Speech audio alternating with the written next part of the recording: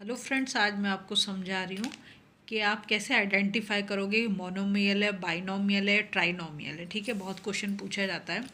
यहाँ पर देखो, सिर्फ एक टर्म है। कितनी टर्म है? एक। अगर वन टर्म है तो आप क्या लिख दोगे? मोनोमियल। ठीक है, मोनो मीन्स वन। यहाँ पर देखो, 5 एक टर्म हो गई, प्लस साइन लगा, फिर दूसरी टर्म ये हो गई, साइन से ही टर्म तुम्हारी चेंज हो जाएगी। ठीक है, तो 1 और 2 कितनी टर्म हो गई? 2। अगर 2 टर्म्स है तो उसे बोलते हैं बाइनोमियल। ठीक है, ये ध्यान रखेंगे, बाई का मतलब 2 है, मोनो का मतलब 1। यहाँ पर सिर्फ एक ही टर्म है तो इसे हम क्या बोल देंगे? मोनो मेल। जैसे मैंने आपको पहले भी बताया, मोनो मीन्स 1, बाई मीन्स 2। यहाँ पर देखो, एक टर्म ये हो गई, ऐसे देखो, एक टर्म ये हो गई, प्लस साइन आया, दूसरी टर्म बी और तीसरी टर्म -2c। तो यहाँ पर 1 2 3 कितनी टर्म हो गई? 3। तो क्या बोलेंगे? ट्राइनोमियल्स।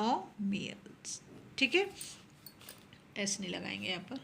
अब यहाँ पर देखो, एक टर्म हो गई एक्स वाई, दूसरी टर्म हो गई वाई जेड और तीसरी टर्म हो गई जेड एक्स। तो 3 टर्म हो गई, तो क्या बोलेंगे? ट्राइनोमियल। ठीक है, यहाँ पर दे रखा x⁵, यहाँ पर सिर्फ एक ही टर्म है तो हम इसे क्या बोल देंगे?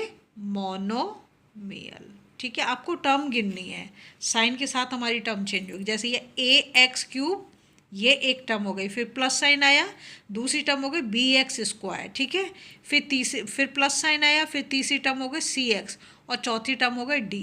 तो हमें तो इसने पूछा कि मोनोमियल, बाइनोमियल, ट्राइनोमियल, तो ये तो कुछ भी नहीं है, तो हम यहाँ पे लिख देंगे नन। बात समझ में आ गई आपको?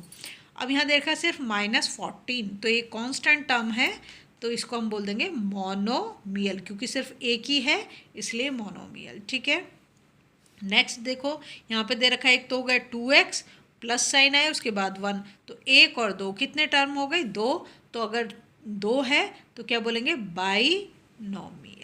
समझ में? बहुत इजी कॉन्सेप्ट है, अगर आप समझ गए होगे। और वीडियो पसंद आ रही है तो प्लीज़ लाइक शेयर सब्सक्राइब जरूर, और इसकी रिलेटेड वीडियो को ज़रूर देखें, उससे आपको बहुत हेल्प मिलेगी।